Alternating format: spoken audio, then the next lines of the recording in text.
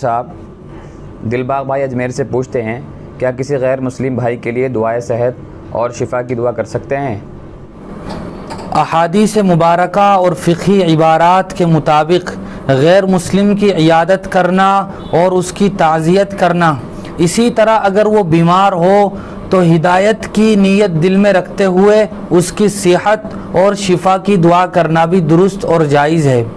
نبی کریم صلی اللہ علیہ وسلم سے متعلق بھی اس سلسلے میں کچھ احادیث منقول ہیں۔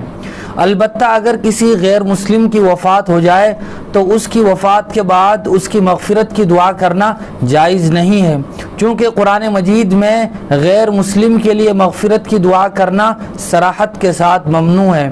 اللہ تبارک و تعالی قرآن مجید میں ارشاد فرماتے ہیں، ما کان للنبی والذین آمنوا ان یستغفروا للمشرکین ولو کانوا اولی قربی۔ نبی کریم صلی اللہ علیہ وسلم سے کہا جا رہا ہے کہ آپ غیر مسلم کے لیے دعائے مغفرت نہیں کر سکتے، چاہے وہ آپ کا قریبی رشتہ دار ہی کیوں نہ ہو۔